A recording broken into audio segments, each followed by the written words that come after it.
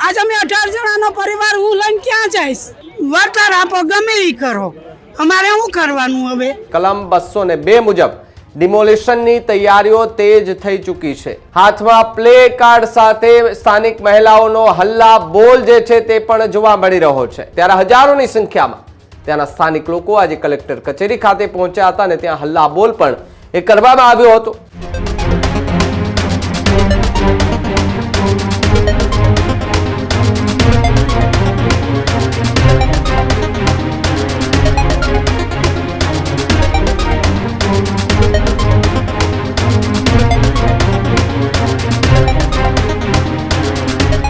તો સમાચાર રાજકોટથી સામે આવી રહ્યા છે કે જ્યાં જંગલેશ્વર વિસ્તારમાં ડિમોલિશનનો મામલો વધુ ગરમાતો જોવા મળી રહ્યો છે। સ્થાનિકોને છેલ્લી નોટિસ અપાતા ભારે રોષ જોવા મળી રહ્યો છે। કલમ 202 મુજબ ડિમોલિશનની તૈયારીઓ તેજ થઈ ચૂકી છે। આજી નદીના કાંઠે ચુસ્ત પોલીસ બંદોબસ્ત ગોઠવી દેવામાં આવ્યો છે। જંગલેશ્વર વિસ્તારના લોકોએ કલેક્ટર કચેરી ખાતે પહોંચ્યા છે। મોટી સંખ્યામાં મહિલાઓ અને પુરુષો અને બાળકો જે છે તે કલેક્ટર કચેરી ખાતે પહોંચ્યા છે। ડિમોલેશનને લઈને કલેક્ટરને રજૂઆત કરવા માટે ત્યાંના સ્થાનિક લોકો પહોંચ્યા છે।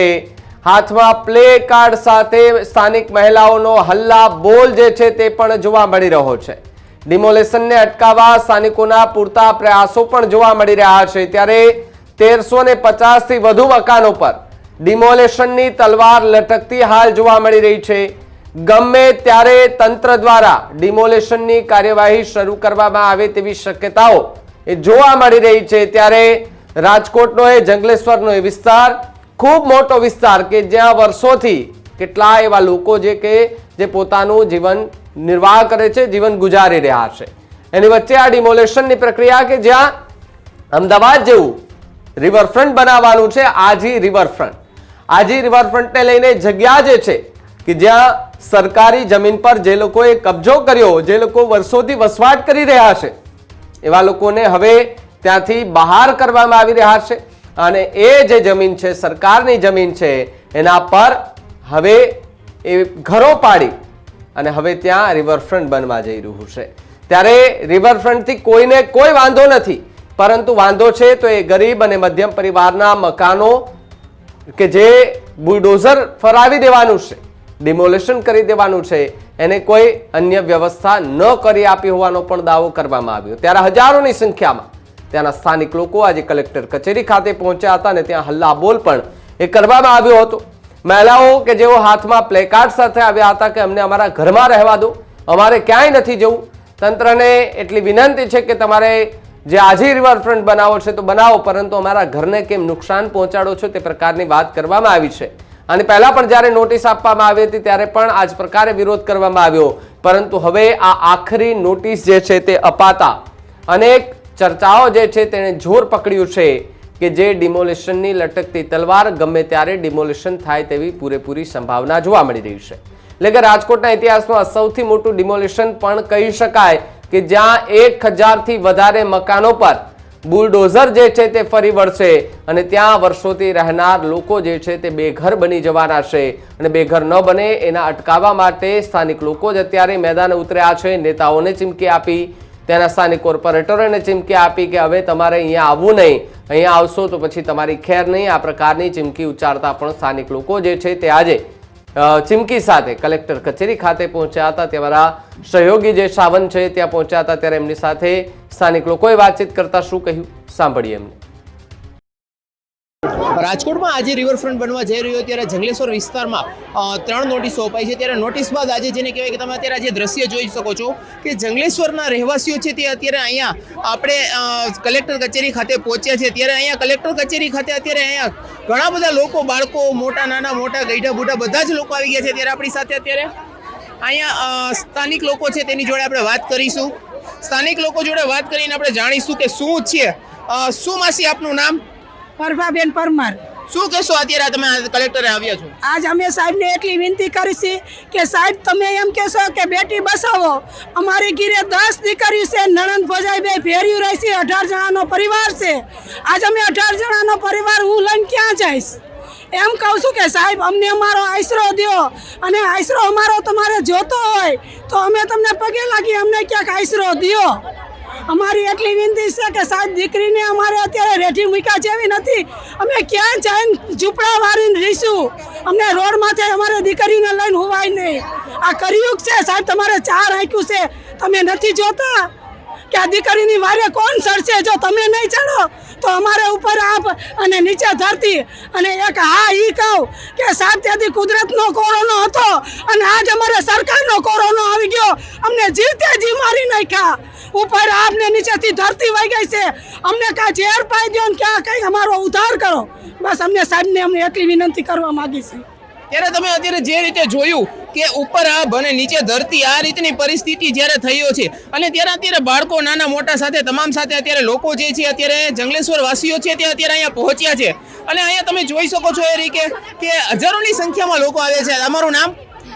મારું નામ સેનાજ છે અને હું એટલી વિનંતી કરવા માંગુ છું કલેક્ટર સાહેબને કે અમારા મકાન તમે જવા ન દો, અને અમારે છોકરાનું ભણતર કરવું કે ભાડા ભરવા અત્યારે 20,000 રૂપિયા ભાડો છે, 20,000 તો પગાર નથી અમારો, તો અમારે કેમ પૂરું પાડવું? અમે એક ઘરમાં 15 ફેમિલી રહી છીએ, તો 25 વાળના કોટર દઈએ તો એમાં અમારે 3 ફેમિલીને ક્યાં રહેવું? અમારે તો અમારી એ જ માંગણી છે કે અમને અમારા મકાન અમને દઈ દે, બસ. અમારે બીજે ક્યાંય જવાની જરૂર નથી. અને વિકાસ કરવા માંગીએ છીએ કે વિકાસ કરવો.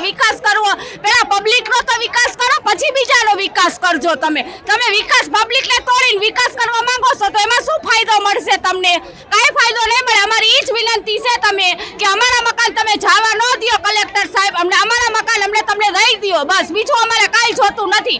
અમારા મકાન સિવાય કાંઈ જોતું નથી. અમારું જંગલેશ્વર, અને અમારે 7 દિવસની નોટિસ આપી. 7 દિવસમાં અમારે શું કરવું? 7 દિવસમાં અમને કોઈ ભાડે દે મકાન? અમે જ્યાં ભાડે જાય છે અહીંયા એમ કહે છે કે ના તમારે લઈ આવવાનું, ઓલા કે તમારે લઈ આવવાનું, તો અમારે જાવું ક્યાં? અમારી એ જ વિનંતી છે. ભાડા હાટું થાય અમારી અમે ભાડા ભરી શકીએ, અમારી હેસિયત જ નથી. અમારે ખાલી છે ને અમારું ભાડે, અમારી હેસિયત જ નથી. અમારે શું કહેશો? અત્યાર સુધીમાં કોઈ કલેક્ટર કે કોઈ કોર્પોરેટર કે કોઈ આવ્યું કઈ આ બધું? કોઈ કલેક્ટર સાહેબ અરે કોઈ ફરી વાતચીત ન થઈ. કલેક્ટર સાહેબ એટલું જ કહે છે કે જંગલેશ્વર પાડવું છે ને પાડવું છે, બીજું કાંઈ કહેતા નથી. કોઈ ધારાસભ્ય કે કોઈ આવે છે? ધારાસભ્યને બધા દોડી કરે છે, પણ ધારાસભ્યનું હાલવું તો જોઈ લે. કઈ કલેક્ટર આગળ કોઈ આગળ આવતું નથી. કઈ કલેક્ટર મળવા જ રાજી નથી, તો બીજું શું કરવું અમારે? તમે જે જ રીતે જોયું કે અત્યારે અહીંયા મહિલાઓ છે તે રોષ ઠાલવી રહી છે, અને જેને કહેવાય કે મહિલાઓ અત્યારે અહીંયા કલેક્ટર કચેરી ખાતે બાળકો સાથે અત્યારે પહોંચ્યા છે. ત્યારે અત્યારે અહીંયા એક આપણી જોડે તમે જોઈ શકો છો કે નાના બાળકો ભૂલકાઓને લઈને આવ્યા છે, અને ભૂલકાઓને પણ ક્યાં જવું, શું કરવું, હજી તો બાળકો છે તેને તો ખબર નથી પડતી. ત્યારે તમે જોઈ શકો છો કે બાળકોની સાથે મહિલાઓ, વૃદ્ધો પણ આવ્યા છે. ત્યારે આપણે વૃદ્ધ સાથે વાત કરીશું. માસી, તમારું નામ? મારું નામ દિવાળીબેન. દિવાળીબેન, તમે કેટલા સમયથી રહો છો? 50 વર્ષ થયા. હવે અત્યારે તમને નોટિસ આપી છે, શું તમારી માંગ શું છે? અમે હવે અમને જમીન આપો ને વળતર આપો, ગમે એ કરો. અમારે શું કરવાનું હવે? હવે અત્યારે તમારી જે અત્યારે અહીંયા માંગ લઈને બેઠા છો અત્યારે, હવે આ અત્યારે માંગ માટે આવ્યા છો, હવે આગળ તમે જો આ નહીં સાંભળે સરકાર તો શું આગળ શું કરશો? તમે શું વિચાર્યું છે? શું કરીએ? અમે ઊભા રહી જાય, બીજું શું કરી? એ કે તોય પાડવાના, એ તો પાડવાના જ. કેમ કીયસ 4 દિવસમાં ખાલી કરી નાખજો, નકર બુલડોઝર માર દેવું. તો અત્યારે જેને કહેવાય કે આ રીતના આપની મોટી ઉંમરના પણ ત્યાં લોકો રહે છે, અને આ બધી પરિસ્થિતિ છે, તો હવે તમે આગળ શું બધાએ કઈ એરિયાવાસીઓ વિચાર્યું છે? લતાવાસીએ કઈ? અમે આ બીજી 3જી વાર તો આવ્યા અહીંયા, સર કોઈ અમારું નથી સાંભળતું.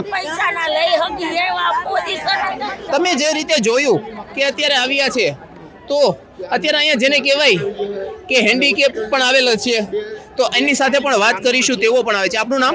શેખ અયુબભાઈ. શું કહેશો? આપ હેન્ડીકેપ છો અને અત્યારે જે રજૂઆત માટે આવ્યા છો, આપ કેટલા વર્ષથી રહો છો અને શું છે આપણી માંગ? હું 55 થી 60 વર્ષથી અહીંયા જંગલેશ્વરમાં રહું છું, અને માંગ અમારે સરકારશ્રીને એવું છે કે આવાસના કાઉન્ટર ફરે કાર અમને કંઈક સારી જગ્યા આપે, કે અમારું વસવાટ અમે કરી શકીએ.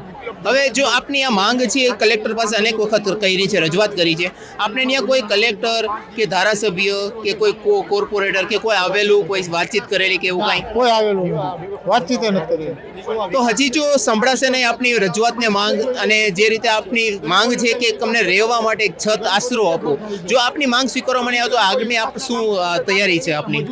તો હવે શું કરીએ, સરકાર સાપે આવે કાંઈ અમને અમારા સાંભળશે તો જ અમે રજૂઆત કરશી, અને નહીં સાંભળે નહીં આપે તો પછી શું કરીએ? હવે અમે રોડમાં પાછા ઝૂંપડા કરી દઈશું, બીજું શું કરીએ? તમે જે રીતે જોયું કે નાના મોટા વૃદ્ધો તેમજ બાળકો સહિતના અત્યારે લોકો કલેક્ટર કચેરીએ આવીને બેસી ગયા છે. બસ હવે આશરો આપો, અને આશરા સિવાયની કોઈ માંગ જ નથી. ત્યારે હવે જોવાનું કે આગામી 7 દિવસની જે માંગ છે એને હવે બસ 4 થી 5 દિવસ જ બાકી રહ્યા છો. હવે કઈ રીતના પગલાં લેવાય છે, શું થાય છે, અને આ લોકોનો સહારો મળે છે, છત મળે છે કે કેમ, તે પણ હવે જોવાનું રહ્યું. હવે આગળ આ લોકો કઈ રીતે કાર્યવાહી કરે છે તે પણ એક મહત્વનું છે. ત્યારે આ જ રીતે હવે આશરાની માંગ સાથે અત્યારે લોકો અહીંયા બેઠા છે, અને બસ કલેક્ટર સાહેબને એક જ જેને કહેવાય કે હાજીજી કરી રહ્યા છે કે અમને એક છત આશરો આપો કોઈ પણ જગ્યાએ, બાકી કશો માંગ જ નથી. ત્યારે હવે કલેક્ટર આની ઉપર કઈ રીતનો નિર્ણય છે તે પણ એક મહત્વનું છે. ન્યૂઝરૂમ ગુજરાત, સાવંજાની, રાજકોટ.